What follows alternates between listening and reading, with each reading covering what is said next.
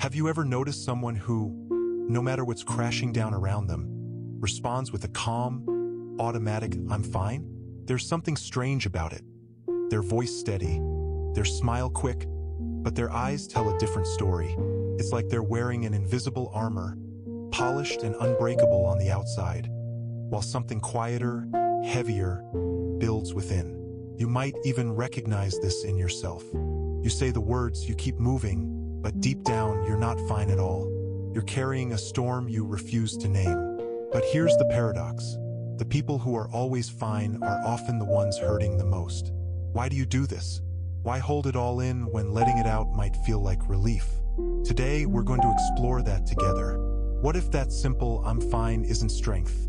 It's a shield. And what happens when the shield starts to crack? You know the moment. Someone close to you asks, "How are you holding up?" Maybe it's after a tough day, a loss, a fight that lingers in the air. You pause for a split second. Inside, there's a tangle of exhaustion, sadness, maybe anger bubbling just beneath the surface. But you smile. You say, "I'm fine, really," and you change the subject. You do this because it feels safer. Safer than opening the floodgates. Safer than risking that they might not know what to say, or worse, that they might pull away. You've learned, somewhere along the way, that showing the raw edges of your heart can be dangerous. Maybe as a child, when you cried, you were told to toughen up. Or when you needed help, it felt like a burden no one wanted to carry. So you adapted. You became the reliable one, the strong one, the one who never complains. Here's the truth. This isn't just habit. It's a deeply wired response. Psychologists link it to patterns like avoidant attachment, where early experiences taught you that depending on others leads to disappointment. You pull back emotionally to protect yourself.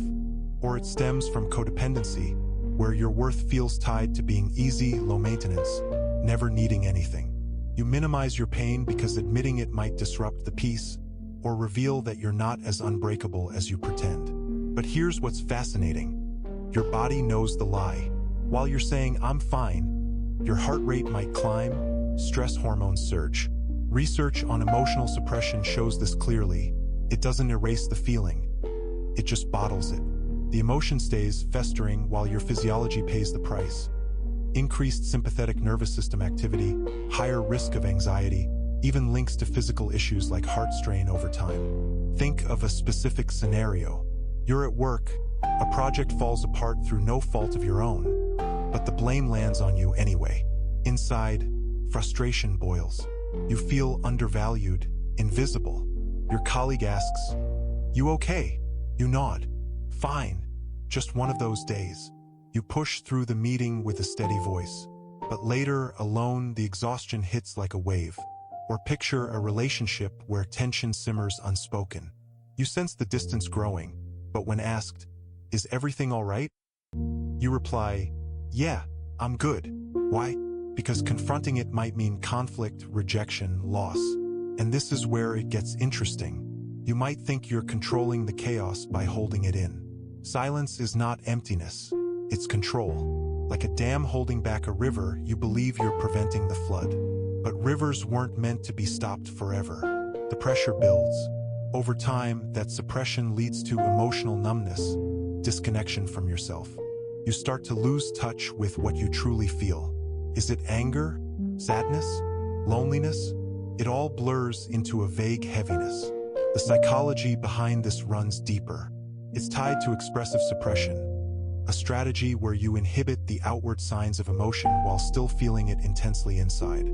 Studies show this creates a mixed physiological state. Decreased visible expression, but ramped up internal stress. No wonder it leaves you drained. And in relationships, creates distance. Others sense the wall even if they can't name it. They stop asking deeper questions because your fine signals the door is closed. But the truth is, this pattern often comes from a place of profound empathy and resilience. You don't want to burden others. You're highly self-reliant, compartmentalizing pain like boxes neatly stacked in your mind. One for work stress, one for family worries, one for that quiet ache you can't quite place. You avoid conflict because harmony feels like survival. These aren't flaws. They're adaptations that once kept you safe. Here's what's really happening. Though by always being fine, you're denying yourself the full spectrum of human connection. Vulnerability researcher Brené Brown talks about how hiding our struggles robs us of true belonging. When you mask the pain, you also mask the joy that comes from being truly seen. And long-term, the consequences mount. Chronic suppression links to higher depression, anxiety, burnout. That bottled emotion doesn't vanish. It leaks out in irritability, physical tension, a sense of isolation even in a crowd. Imagine carrying a backpack filled with stones. Each time you say, "I'm fine," instead of naming the hurt, you add another stone. At first, you barely notice the weight. You keep walking, functioning, achieving. But eventually, the pack grows so heavy that simple steps feel impossible. Your shoulders ache.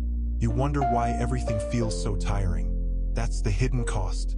And maybe that's the real paradox. The strongest people, the ones who hold it all together, are often the ones crumbling quietly inside. You pride yourself on independence, on not needing anyone. But humans are wired for connection. Mirror neurons in our brains literally echo others' emotions, pulling us toward empathy, toward sharing. When you shut that down, you dim a fundamental part of what makes life rich. But here's the thing. Recognizing this in yourself isn't weakness. It's the beginning of something gentler. You don't have to explode or unload everything at once. Change starts small. Next time someone asks how you are, pause. Check in with that inner storm. Maybe say, "Actually, today's been rough," or "I'm hanging in there." It's not about dumping problems. It's about honoring your truth. The psychology offers hope here. Unlike rigid suppression, healthier regulation, like reappraising situations or allowing emotions to flow, reduces stress without the backlash. Attachment patterns can shift with safe experiences. You can learn that vulnerability doesn't always lead to abandonment. Sometimes, it invites closeness. You deserve that closeness. You deserve to be more than fine. Imagine dropping a few stones from that backpack, feeling lighter, breathing deeper, connecting without the armor. So, circling back, those people who are always fine but never truly okay, they're not cold or indifferent. They're protectors, survivors, carrying unseen weights with quiet grace. If that's you, know this, your pain is valid. Your efforts to hold it together are seen. And you don't have to carry it alone forever. Your fine was once a shield that saved you. Now, it can be a bridge to self-compassion, to real connection, to feeling fully alive. You're not broken for hiding. You're human for hurting. And in naming it gently, one breath at a time, you begin to heal. Thank you for letting me sit with you in this.